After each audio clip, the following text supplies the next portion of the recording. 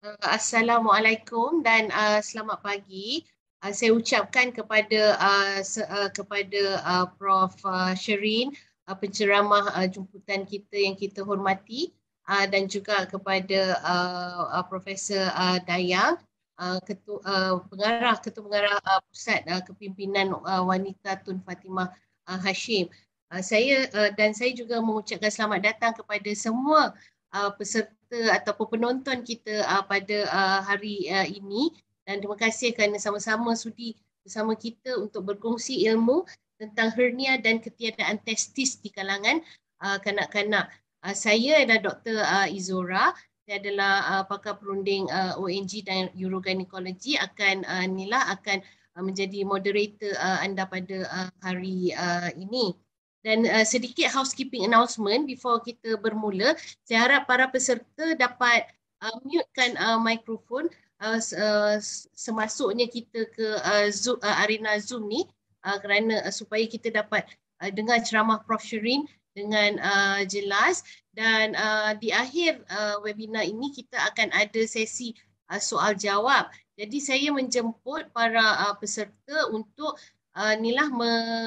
menaip soalan di ruangan chat, yang mana seterusnya nanti at the end saya akan bacakan soalan-soalan tersebut untuk Prof Sherin untuk Prof Sherin menjawab kegusaran kita lah tentang topik pada hari ini. Tanpa melengahkan masa, izinkan saya memperkenalkan penceramah kita yang hebat pada hari ini, Profesor Dr. Sherin N. Na. Profesor Sherin adalah Professor of Pediatric and Neonatal Surgery. Beliau juga adalah merupakan ketua kepada Division Pediatric and Neonatal Surgery, Department of Surgery, Fakulti Perubatan, Universiti Melaya. Buat pengetahuan semua peserta kita pada hari ini, kita sangat bertuah sebab Prof Sherin bersama dengan kita. Prof Sherin ni sangat hebat orangnya, dan beliau merupakan profesor Pediatric Surgery yang pertama wanita yang pertama di Universiti Melaya. Jadi Prof Sherin mendapat pendidikan perubatan awal di Universiti Melaya, seterusnya mendapat pendidikan kepakaran di Royal College of Surgeons Edinburgh dan juga di Universiti Melaya. Jadi kalau kita nak baca semua ni Prof Sherin punya awards and sebagainya, memang panjang sebab Prof Sherin memang hebat orangnya. Tapi cukup sekadar saya kata Prof Sherin adalah antara yang banyak awards dan publication di dalam bidang pediatric surgery. Jadi tanpa saya melengahkan masa, saya ingin menjemput Prof Sherin untuk memberikan ceramah beliau bertajuk hernia dan ketiadaan testis di kalangan kanak-kanak. Dipersilakan Prof Sherin. Terima kasih Prof Izora. Saya rasa malu pula nak dengar semua kata aluan Prof Izora macam tu. Salam sejahtera semua, selamat pagi. Terima kasih kepada Pengarah Pusat Kepimpinan Wanita Tun Fatimah Hashim, Prof Dayang, disebabkan jemputan saya hari ini sebagai penceramah pada online webinar hari ini. Saya akan share screen sekarang. Kejap ya. Okay. Boleh nampak Prof Izora? Boleh nampak ya? Prof, you're muted. Boleh. Okay, alright. Terima kasih. So saya akan mula dengan topik saya hari ini, iaitu hernia dan ketiadaan testis dalam kalangan kanak-kanak. Ya. Semacam Prof Izura cakap tadi, saya adalah Prof Sherin dari Universiti Melaya. Saya sebagai ketua dan pakar penikanan di bahagian surgery pediatrik dan neonatal di Fakulti Perubatan Universiti Melaya. Saya rasa sangat bangga hari ini disebabkan dijemput oleh kawan baik, sebenarnya kawan karib saya, Prof Dayang, untuk memberi ceramah hari ini sebagai kolaborasi antara UKM dengan UM. Pertama sekali saya nak terangkan tentang bidang kepakaran kita hari ini iaitu pembedahan kanak-kanak, iaitu pediatric surgery. Jarang sebenarnya orang sedar yang sebenarnya kanak-kanak pun ada pakar bedah mereka sendiri. Ya, dan bidang kita adalah khusus bagi pemulihan kebanyakan kecacatan lahir atau apa yang kita kata reconstructive. Maksud itu keadaan atau penyakit yang kita bagi rawatan adalah disebabkan penyakit congenital. Ya, pembedahan biasanya kita lakukan seawal mungkin supaya buat yang terbaik untuk mengelak daripada sebarang komplikasi yang berlaku disebabkan keadaan congenital. Ya, so saya akan teruskan dengan topik pertama hari ini iaitu hernia, dan ada orang juga boleh gunakan perkataan sebagai burut atau uluran atau ramai orang yang cakap angin pasang. Ya. Ini adalah contoh hernia dan anak panah dalam warna kuning ini tunjukkan pada gambar yang saya paparkan hari ini di mana ada hernia dalam budak atau bayi lelaki. Ya, biasanya bengkak ini adalah di bahagian pangkal peha dan simptomnya melibatkan bengkak di bahagian pangkal peha atau di bahagian bawah perut. Ya, dan kebanyakan jauh peratusan mereka, kebanyakan mereka dalam 9% melibatkan budak lelaki. Kadang-kadang juga melibatkan kantung telur. So boleh nampak, jadi kalau ibu bapa boleh nampak ada hernia dalam budak mereka, dalam kanak-kanak mereka, boleh nampak bengkak ni melalui daripada bahagian pangkal peha kepada kantung telur. Dan bengkak ini tertimbul terutamanya ketika bayi menangis atau meneran, dan kebanyakan mereka pun hilang ketika bayi tenang atau tidur. Ya.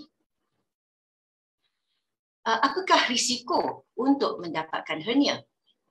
Biasanya kalau bayi itu adalah pramatang atau premature, dan macam saya kata tadi, kebanyakan mereka adalah jantina lelaki. Tetapi boleh juga berlaku dalam baby atau kanak-kanak jantina perempuan. Dan ia juga berlaku bersama penyakit-penyakit congenital tertentu. Tetapi itu jauh jarang kalau berbanding dengan budak yang sebenarnya tiada penyakit yang lain langsung. Ya. Apakah itu kandungan hernia? Yang paling kerap kita jumpa dalam kandungan hernia adalah usus. Boleh juga jadi usus kecil atau usus besar. Ya. Boleh juga pundi kencing termasuk dalam hernia, dan dalam kanak-kanak perempuan boleh juga terlibat ovary iaitu telur wanita, dan kita pun ada lemak dalam perut yang kita panggil omentum, dan omentum ini juga boleh menjadi kandungan hernia. Ini adalah satu daripada benda yang boleh berlaku dalam hernia iaitu burut air yang kita panggil hydrocele. Maksud itu bukan ada kandungan seperti usus ataupun dikencing atau ovary, tetapi air sahaja yang masuk ke dalam kandung telur membentukkan apa yang kita panggil hydrocele. Dan biasanya kalau kita letak satu lampu suluh dekat kandung telur, boleh nampak dia terang macam ni, ya, terang macam lampu suluh. Ya. Ini pun biasa kita jumpa biasanya dalam baby lelaki yang baru lahir, dan kebanyakan daripada kes-kes semacam ini tidak memerlukan pembedahan tetapi perlu pantauan sahaja. So, jadi bagaimanakah hernia atau hydrocele ini boleh berlaku? Biasanya dia berlaku disebabkan kegagalan salur inguinal. Dan salur inguinal ini kita sebagai doktor profesional kita nama dia processus vaginalis. Dan processus vaginalis ini memang ada dalam semua baby lelaki semasa janin. Tetapi biasanya dia akan tutup sebelum lahir. Ya, tetapi kalau dia tidak tutup sebelum lahir, akan boleh menyebabkan usus terkeluar ke kantung hernia atau ke kantung telur. Dan ini boleh juga melibatkan, macam saya katakan tadi, boleh melibatkan usus, pundi kencing, ovary dalam baby wanita ataupun air sahaja. Ini sebenarnya saya nak terangkan sebabnya berlaku hernia di kalangan kanak-kanak adalah berlainan kalau berbanding dengan orang dewasa. Yang kita biasa jumpa adalah hernia dalam orang dewasa disebabkan kadang-kadang kelemahan otot di bahagian perut, ataupun mungkin ada kalangan pada para penonton hari ini yang pernah dengar hernia berlaku pada orang yang tua sikit, ya, orang yang lemah sikit akibat terlalu kuat meneran ke kelemahan otot di perut ke macam tu. Tetapi sebabnya berlaku di kanak-kanak adalah berlainan daripada sebabnya berlaku di kalangan orang dewasa. Ini adalah sebuah video, ya, yang saya telah paparkan di sini, ya, yang boleh menerangkan bagaimana hernia ini boleh berlaku. Ya. Saya akan mulakan video ini. So, okay, I have to do it on the fly.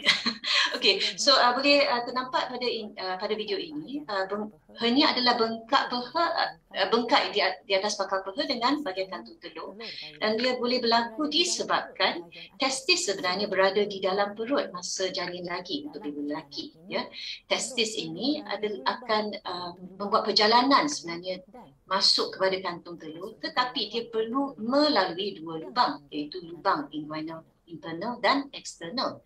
Lepas tu boleh melalui di dalam laluan inguinal dan masuk ke dalam kantung telur. Ini biasanya berlaku semasa janin lagi. Ya. Masa ini berlaku, dia boleh terjadi hernia sac. Biasanya lubang ini akan tertutup secara spontan. Tetapi dalam sebahagian daripada bayi lelaki dia tidak tertutup dan menyebabkan hernia sac terjadi. Ya. Dan kadang-kala kantung sarung hernia ini boleh mengandungi air sahaja, dan itu yang kita panggil hydrocele. Tapi kadang-kadang juga ada juga yang termasuk usus ataupun isi perut yang lain, dan ini yang kita panggil inguinal hernia. Biasanya dalam kebanyakan baby lelaki, usus ini boleh dipulangkan masuk ke dalam perut dengan rawatan yang amat ringkas, ya. Tetapi dalam sebahagian mereka, dia boleh tersangkut atau tersumbat dan tidak boleh dimasukkan balik ke dalam isi perut, ruang isi perut. Kalau kita tidak memberi rawatan dengan cemas, ini yang kita panggil incarcerated hernia, iaitu hernia yang tersumbat, dan bekalan darah kepada usus kecil ini boleh dijejaskan. Dan ini menjadi keadaan yang cemas dan memerlukan pembedahan dan rawatan yang cemas. Maaf ya atas masalah teknikal tadi, ya. Ini adalah video yang menunjukkan sebabnya boleh menjadi keadaan hernia dalam budak lelaki, dan semacam yang saya kata tadi, sebab yang berlaku itu berlainan daripada berlaku dalam golongan dewasa. Okay. Alright, so Profesor boleh nampak ya slide saya, apakah risiko hernia? Boleh ya? Okay. So, apakah risiko hernia? Kenapa kita syorkan perlu membawa baby anda untuk mendapatkan rawatan yang sepatutnya? Ya? So, memang hernia sebenarnya ada risiko yang tinggi kalau tidak diberi rawatan yang sepatutnya. Yang paling penting adalah usus boleh terjerut. Macam saya kata tadi dalam video tadi, dan boleh ditunjukkan dalam gambar yang saya tunjuk ini. Ya?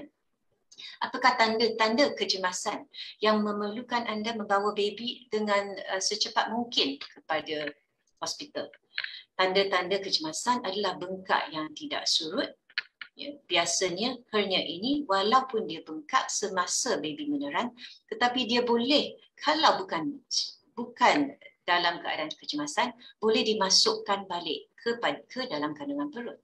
Ya. Tetapi apakah tanda-tanda kecemasan adalah bengkak tidak surut dan bayi boleh menangis disebabkan kesakitan akibat daripada bekalan darah yang terjejas pada usus dan kandungan hernia. Boleh juga muntah, apa yang kita risau sebab memang biasanya baby akan muntah. Tetapi kalau baby muntah tak henti-henti, dan terutamanya muntah sehingga muntah itu adalah berwarna hijau. Dan satu lagi adalah dia tidak dapat berak atau tidak dapat mengeluarkan angin daripada lubang anus. Dan ini adalah semua tanda-tanda yang kanak-kanak yang ada hernia perlu dibawa dengan secepat mungkin kepada hospital. Okey, so apakah yang perlu anda buat? Yang paling penting, yang paling kerap kita jumpa adalah adalah ibu bapa yang rasa boleh cuba urut sebelum membawa kepada rawatan di hospital. Sebab kadang-kadang risau kan, kadang-kadang rasa was-was nak bawa baby mereka kepada hospital. So mereka cuba urut dahulu. Tetapi kita syorkan jangan urut dan perlu sahkan diagnosis dengan doktor anda.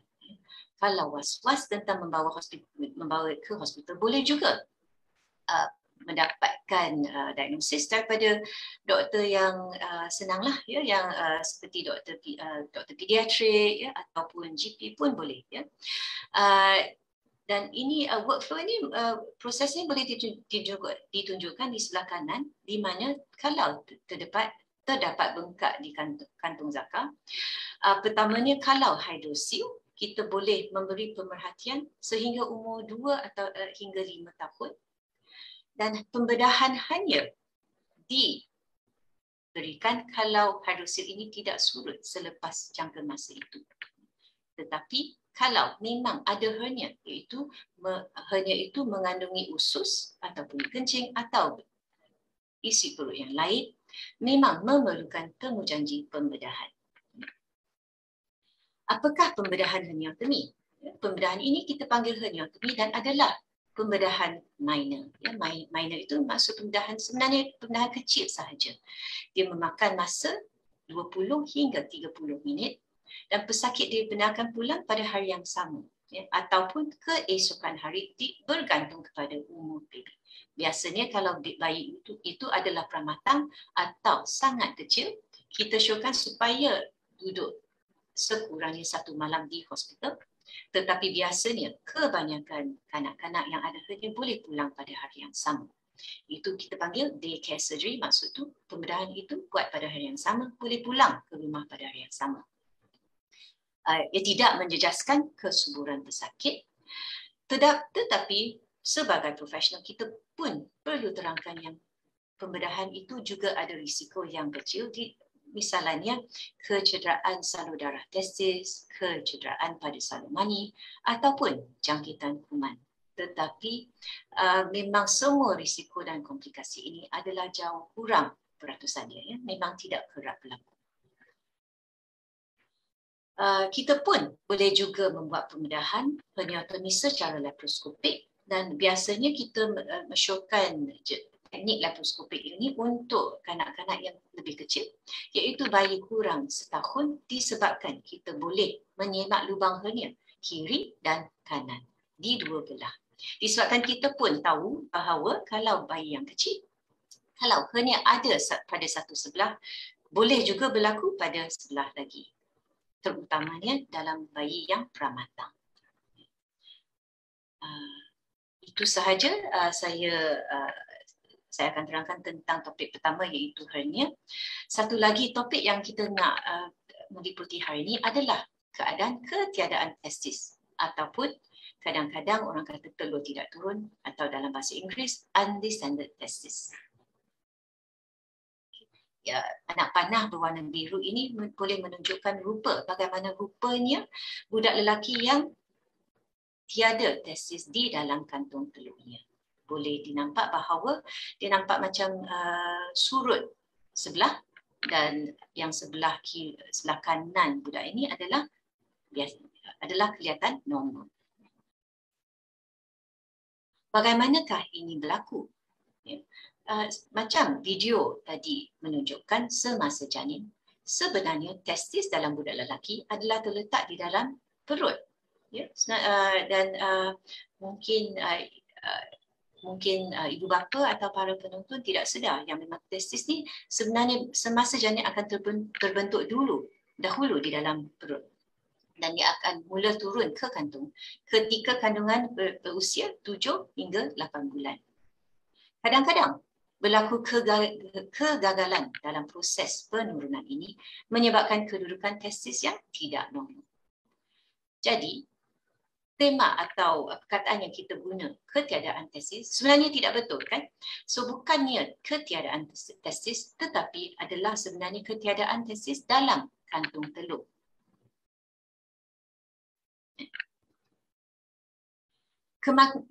Jadi ke manakah ia hilang?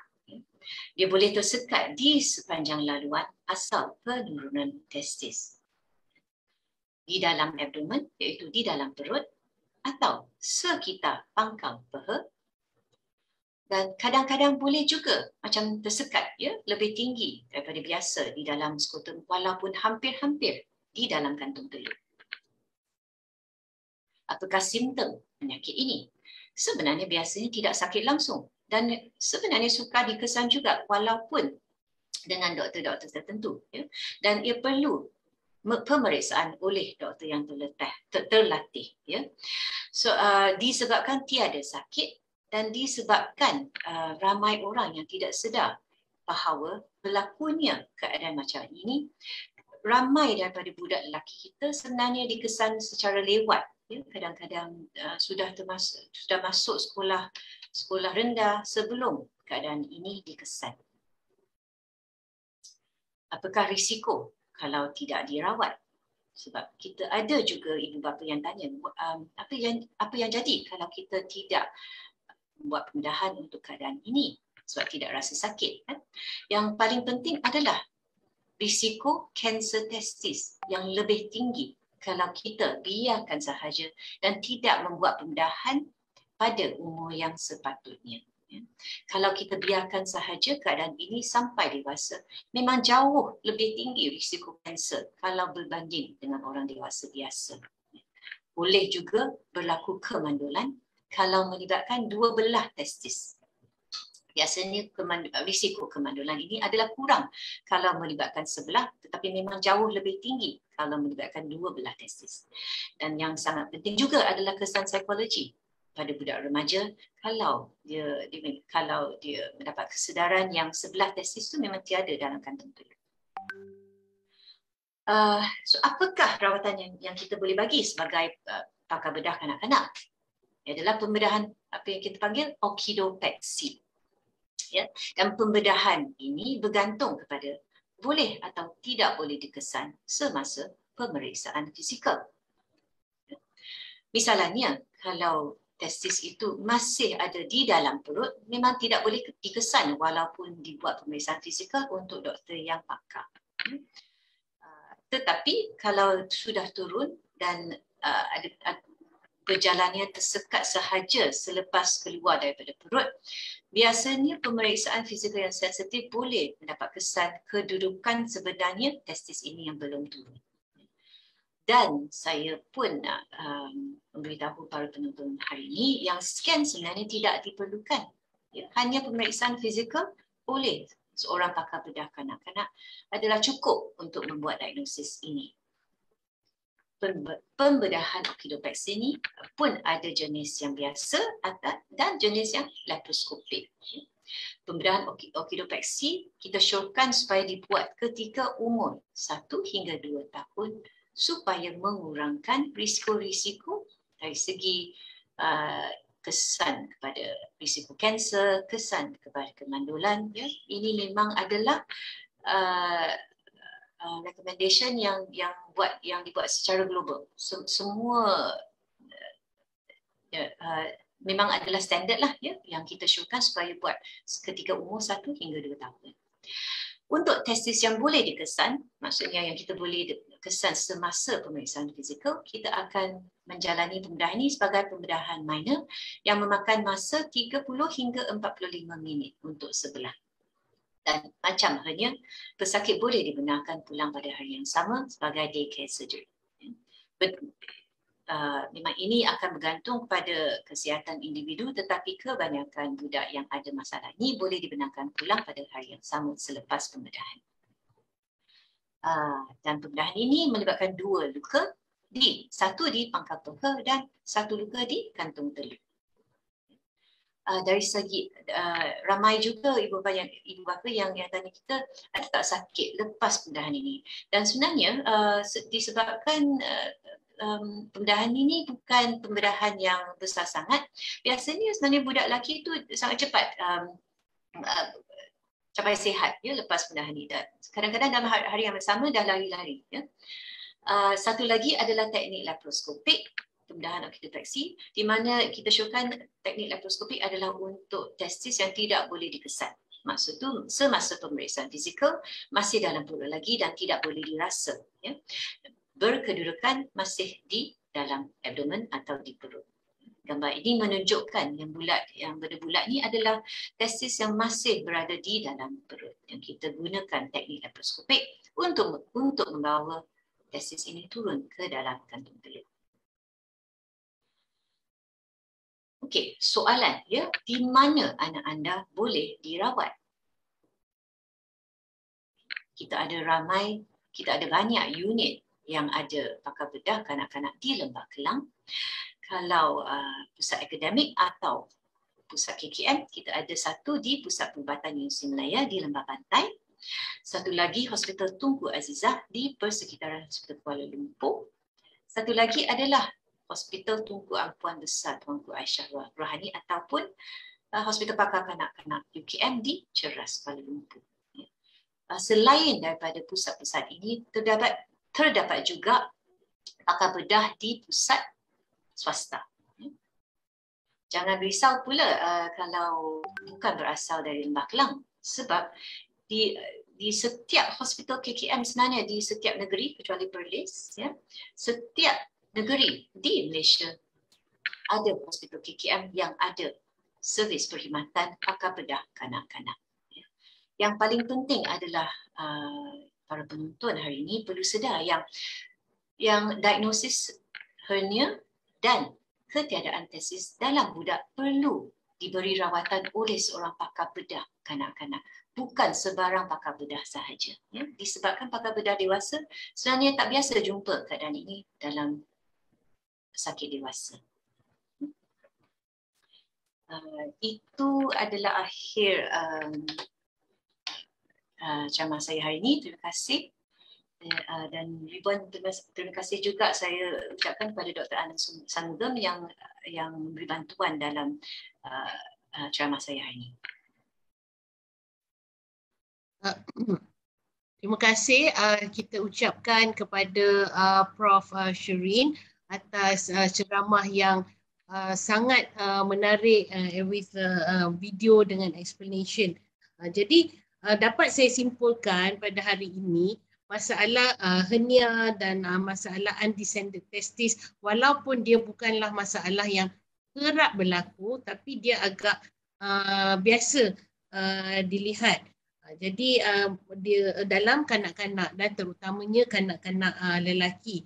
Dan antara take home message yang penting yang kita boleh bawa pulang hari ini ialah kedua-dua masalah ni haruslah, kalau anak kita kan cucu ke ada kelihatan ada masalah yang sedemikian, kita harus bawa berjumpa doktor supaya diagnosis yang tepat dapat dilakukan, dan seterusnya setelah diagnosis dilakukan, jadi dapatlah anak ni dirujuk pada pakar bedah kanak-kanak. Seperti macam Prof. Sherin cakap, dia tak boleh mana-mana pakar bedah sahaja, haruslah dirawat oleh pakar bedah kanak-kanak. Selain daripada itu, kalau ada masalah macam ni, jangan urut. Itu pesan Prof. Sherin tadi, dapatkan nasihat doktor. Dan kadang-kadang kita pun bimbang juga bila ada anak kita ada masalah, kita pun bimbang anak nanti kena operation apa semua. Kita takut risiko-risiko berkaitan dengan bius dan juga pembedahan. Walaupun begitu, saya rasa penonton pun ingat tadi Prof. Sherin kata bukan semuanya, tidak semestinya semua masalah ni perlu dibedah. Misalnya dalam keadaan hernia tu ada waktunya kita observe dulu, kita pantau, dan bila ada certain kriteria tu barulah kita subjek anak tu kepada pembedahan baru disarankan. Dan berkenaan dengan testis yang ketiadaan testis atau testis yang tidak turun, boleh menyebabkan kemandulan kepada lelaki kan, dan kanser testis, dan juga yang penting ialah kesan psikologi kanak-kanak tu sendiri. Jadi kita ada masa lagi panjang. Jadi kita kita mesti memanfaatkan pengetahuan Prof Sherin hari ini. Jadi saya buka arena kita untuk bertanya soalan kepada Prof Sherin. Boleh type soalan di chat tu. Saya boleh bacakan untuk Prof Sherin berikan kita penerangan lanjut. Jadi sementara kita tunggu soalan Prof Sherin daripada peserta hari ini, mungkin saya pun actually I have a few ni dah ada soalan. Soalannya pun lebih kurang macam soalan saya nak tanya. Daripada Encik Anwar Fikri, Prof Sherin, kalau dah buat pembedahan hernia tu, mungkinkah bolehkah ada risiko untuk hernia tu berlaku semula? Recurrence. Okay, recurrence, yes. Soalan itu memang sangat tepat soalannya. Memang ada risiko untuk berlaku balik lagi. Ya, risiko dia tidak tinggi. Antara 1 hingga 2% daripada budak yang mengalami pembedahan hernia itu boleh berlaku balik lagi. Sebab itu pun lepas kita buat follow up lepas pembedahan, kita pun akan bagi nasihatlah kepada ibu bapa untuk pun kena selalu periksa, pun kena sedar yang benda ni boleh berlaku balik lagi, dan kalau berlaku lagi terus datang balik kepada hospital. Okey, terima kasih Prof Sherin. Saya harap tu menjawab ni soalan Cik Fikri tadi. Seterusnya soalan daripada Puan ke Cik Nurdiana Zazali. Selamat pagi Prof. Kalau untuk kes retractile testicle, adakah ada risiko untuk kanser kah? Okay, so retractile testicle ni saya terangkan sedikit dulu. Ya, retractile testis ini sebenarnya bukan masalah penurunan testis, tetapi disebabkan budak lelaki itu ada satu otot dekat kantung telur ni, ya. Dan dalam budak lelaki kecil, biasanya dalam budak umur antara 1 tahun hingga sampai sekolah rendah, ya, otot ni sebenarnya kita panggil sangat reaktif. Dia selalu naik turun. Ya. So testis ini sebenarnya sudah membuat perjalanan ke dalam kantung telur dia dengan lengkap dan memang berada secara normal di dalam kantung telur. Tetapi disebabkan otot ini, kita panggil otot cremasteric, ya, otot ini sangat reaktif dan selalu kecut. Telur ini nampak macam naik turun. Inilah yang kita panggil retractile testis. Ya. So saya boleh bagi tahu Puan Nurdiana yang retractile testis ini memang tidak ada risiko kanser yang lebih tinggi, tetapi kita pun memberi follow up kepada budak yang ada retractile testis disebabkan ada antara mereka yang tiba-tiba testis itu naik, tidak boleh turun. Ya. Kalau berlaku itu, kita akan menyarankan untuk membuat pembedahan okidopexy. Tetapi keadaan retractile testis itu tidak menimbulkan masalah dari segi meninggikan risiko kanser. Terima kasih Prof Sherin. Soalan seterusnya, selamat pagi Prof. Anak saya perempuan, sekarang berumur 13 tahun dan detected hernia semasa umur 2 tahun. Dan semasa bengkak dibawa ke klinik, and then after that di klinik bengkak dah surut. Dan seterusnya pada umur 5 tahun dibawa ke klinik kesihatan, dan puan yang bertanya ni diminta untuk menunggu sehingga anak berumur 16 tahun. Soalannya ialah, perlukah saya menunggu sehingga anak saya berumur 16 tahun? Okey, sependek kata tidak.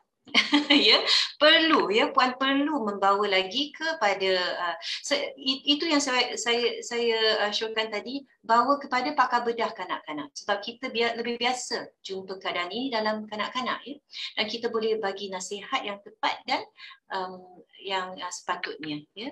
Untuk saya memang saya showkan supaya bawa kepada mana-mana pusat hospital yang ada kepakaran pakar bedah kanak-kanak supaya kita boleh bagi tarikh pembedahan lah kalau diperlukan. Tetapi kita perlu membuat pemeriksaan fizikal dulu untuk pastikan yang diagnosis ni adalah tepat. Terima kasih. Seterusnya, adakah normal untuk skrotum tidak sama level walaupun testisnya ada, dan adakah ini akan membawa kepada masalah?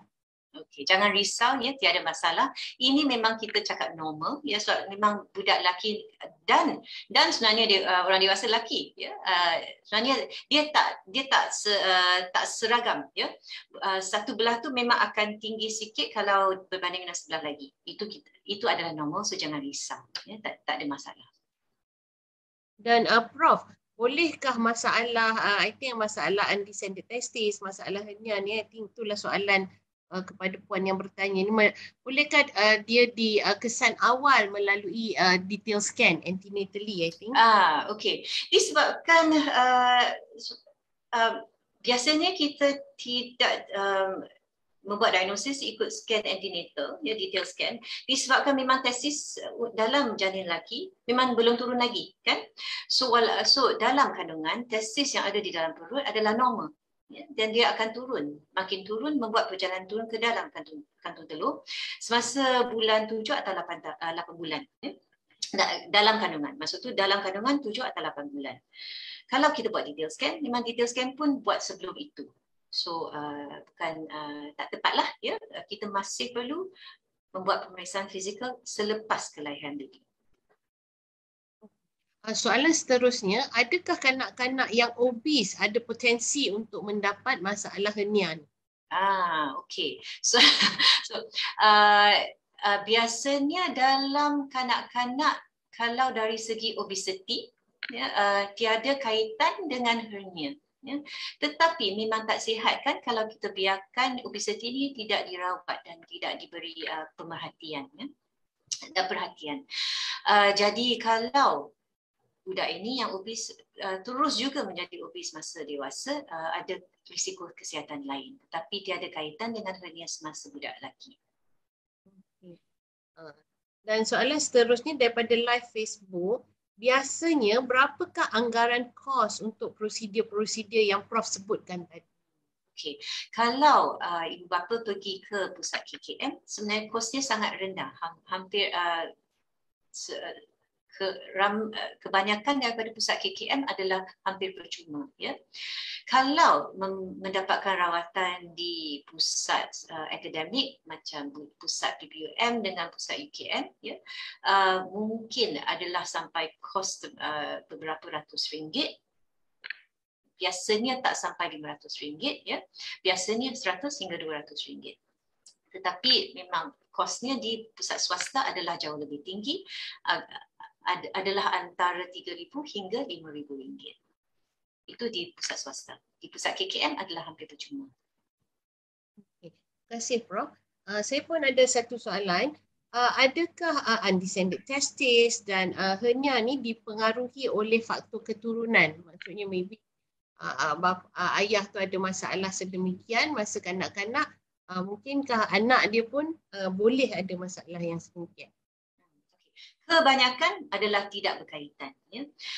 Tetapi ada segolongan budak yang ada hernia itu adalah berkaitan dengan penyakit kongenital yang lain. Ya. Dan penyakit kongenital yang lain ini boleh adalah dalam keturunan. Ya. So dalam keadaan itu ada kaitan dengan keturunan, tetapi kebanyakan mereka tiada kaitan langsung. So tidak semestinya ayah itu ada hernia, lepas tu budak ada hernia pula. Tidak semestinya. Okey, terima kasih. Nanti saya tengok. Ni ada lagi satu soalan. Prof, selamat pagi. Dulu saya ada anak yang mengalami hidrosil dan dijadualkan untuk melakukan pembedahan pada umur 3 bulan. Tetapi sampai umur 3 bulan hidrosil tu hilang. Jadi adakah masalah ni dia dah hilang sendiri, masalah ni boleh berulang? Daripada usia baby dia kerap sangat menangis. Okey. So jangan risau, baby menangis itu tidak akan menyebabkan hernia berlaku. Ya, itu memang itu tidak payah dirisaukan. Ya.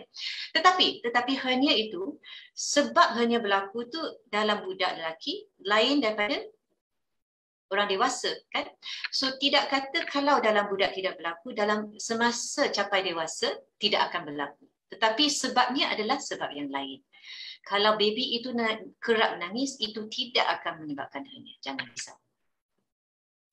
Terima kasih Prof. Dan seterusnya, ada another soalan, hangat ni perbincangan. Anak saya berumur 3 bulan sekarang dan masa pada usia 1 bulan dia didiagnose dengan hydrocele dan telah dirujuk kepada hospital. Tetapi appointment tu seterusnya pada usia anak 6 bulan nanti. Jadi perlukah saya menunggu kerana ibu ni sangat risau? Satu, itu soalannya yang pertama. Yang keduanya, adakah hydrocele ini mengganggu proses pembuangan najis? Okey, so hydrocele ini adalah air sahaja dalam kandung telur dia, dalam sarung hernia. So biasanya kita sebagai doktor kita tidak panggil dia hernia, kita panggil hydrocele sahaja. Dan hydrocele sebenarnya pun sangat kerap dijumpa dalam budak lelaki, dalam baby lelaki yang normal ya. So itu pun saya tidak akan risau, boleh juga tunggu sampai 6 bulan kecuali kalau kita risau ada hernia, iaitu usus yang masuk keluar atau isi perut yang lain macam putih kencing ya. Kalau berlaku hernia memang perlu rawatan dengan lebih perlu jumpa doktor dengan lebih cepat lagi. Tetapi kalau hydrocele sahaja untuk saya syorkan jangan risau, boleh tunggu sampai umur 6 bulan ya. Adakah hydrocele ini mengganggu proses pembuangan najis? Memang tidak. Itu pun tak payah risau ya. Hydrocele ni biasanya tak sebenarnya dia tak ada simptom ya. Kita sahaja sebagai ibu bapa yang tengok kita yang risau ya, tetapi hydrocele ni biasanya tidak ada simptom. Dia bukan sakit ya, dia tidak mengganggu fungsi apa-apa lagi, fungsi kencing, fungsi membuang najis, memang tidak terganggu. Ini ada lagi satu soalan, lari pula. Ada lagi satu soalan, anak saya selepas lahir again didiagnose dengan hydrocele dan selepas umur 1 hingga 2 tahun hydrocele tidak surut dan telah dirujuk kepada Hospital Kuala Lumpur. Pada usia 3 tahun anak ni dibedah untuk bahagian testis kiri. Dan masa umur 5 tahun hydrocele berlaku pada testis yang sebelah kanan pula. Jadi pembedahan dah dilakukan. So both testes had been operated. Jadi soalan penanya ni adalah adakah hydrocele ni akan berulang lagi pada kedua-dua testis ni? Okey. So soalan ini adalah agak-agak sama dengan soalan tadi, iaitu adakah boleh berlaku balik lagi lepas pembedahan ya? So risiko untuk menjadi balik lagi adalah dalam 1% hingga 2% selepas buat pembedahan ya. Jadi kita sebagai doktor memang kita jarang cakap 100% tak boleh jadi balik lagi. So memang tetapi risiko dia sangat kecil ya. Terutamanya kalau pembedahan itu adalah untuk hydrocele, sebenarnya risiko untuk berlaku balik lagi adalah kurang daripada pembedahan untuk hernia yang betul, iaitu hernia yang mengandungi usus dan isi perut yang lain ya. So cuma untuk ni kita perlu pantau sahaja, dan kalau tidak berlaku balik lagi tak payah risau. Okay, terima kasih. Risiko dia kurang. Okey, kita ada sedikit masa lagi, mungkin ada beberapa beberapa soalan lagi, kita tunggu sebentar. Mungkin sementara tu saya pun boleh bertanya, adakah is there any racial variation? Maksudnya mungkinkah ada etnisiti yang tertentu yang lebih berisiko untuk mendapat masalah hernia, masalah undescended testis ni? Sebenarnya memang tiada ya, dan dua keadaan ini, iaitu hernia dengan undescended testis ya, adalah dua pembedahan kita paling kerap dua keadaan surgical yang paling kita kerap jumpa di kalangan kanak-kanak, tidak mengira kaum atau bangsa ya. Dan ini adalah sama juga di negara-negara lain seperti di Amerika Syarikat, di Eropah ya, di Australia, di negara-negara lain di ASEAN ya, semua pun sama ya. Memang keadaan ini kerap kita jumpa dalam budak lelaki-lelaki. So dia tidak mengira kaum atau bangsa. Dan probably ini soalan mungkin boleh kita, ni soalan terakhir mungkin. Prof, adakah golongan berumur 50 tahun ke atas juga lebih berisiko untuk menghadapi masalah seks ini, lebih kepada hernia lah kot? Okey, so macam saya terangkan tadi ya, sebabnya berlaku hernia dalam budak lelaki ada lain daripada dalam golongan dewasa, ya. So bukan kata umur tu yang lebih berisiko, tetapi bergantung kepada lifestyle, ya, bergantung ada tak buat kerja-kerja keras, ya, ada tak untuk perut tu lemah kalau banding dengan sebelah lagi satu, ya. So sebab semua risiko semua tu lain daripada budak lelaki. Ya, so saya sebagai pakar bedah kanak-kanak, saya tak beranilah, ya, memberi nasihat tentang orang dewasa, cuma sebabnya lain, ya, risiko dia lain. Okay. Jadi kalau ada masalah tu pada usia dewasa, dan kena jumpa pakar bedah dewasa lah. Betul, betul. Kesimpulan dia. Okey. Jadi mungkin saya rasa kita telah tiba ke penghujung siri webinar kesihatan wanita kita, siri yang kedua ni. Jadi pertama sekali inilah kita nak mengucapkan jutaan terima kasih kepada penceramah kita Prof Shereen atas perkongsian yang sangat bermanfaat, dan kita pun ada anak-anak dan telah inilah berkongsi, dan mungkin bagi ramai ibu-ibu atau bapa-bapa yang bertanya tu telah inilah Prof Shereen telah mengurangkan kegusaran dan beri saranan kan apa yang perlu dibuat seterusnya. Selain daripada tu, saya juga ingin mengucapkan jutaan terima kasih kepada Pusat Kepimpinan Wanita Tun Fatimah Hashim dan juga National Council of Women's Organisation NCWO sebagai penganjur kepada siri webinar ni. Jadi di sinilah tamatnya siri webinar kesihatan wanita dan kanak-kanak siri 2 kita untuk bulan Mac ni. Dan saya juga terlebih dahulu ingin menjemput semua peserta penonton pada hari ini untuk untuk bersama-sama dengan kita untuk siri webinar yang ketiga, webinar kesihatan wanita dan kanak-kanak pada bulan April nanti, Khamis yang terakhir. Jadi tunggukan iklan kita seterusnya. Dan bagi peserta pada hari ini, jangan lupa isikan link kehadiran dan beri maklum balaslah tentang performance kita pada hari ini. Jadi mungkin Prof Dayang ada apa-apa Prof Dayang nak sampaikan pada peserta kita pada hari ini? Terima kasih Prof Shereen. Very well presented, sangat clear penjelasan dalam bahasa Melayu pula tu, ya. Ini satu achievement pada Prof Shereen ni. Saya dah kenal Prof Shereen lebih daripada 20 tahun, ya. Saya sangat bangga dengan pencapaian beliau sebagai profesor wanita pertama pediatric surgery di Universiti Malaya. Ini satu achievement. Saya dah ada geng sekarang, ya.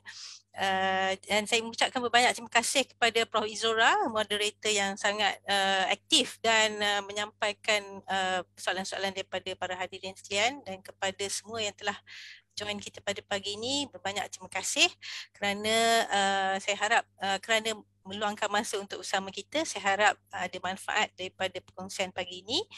Terima kasih Prof Shereen for your time, and we look forward to further collaboration in the future. Terima kasih Prof Izora. Terima kasih so much Prof Dayang. Ya, terima kasih.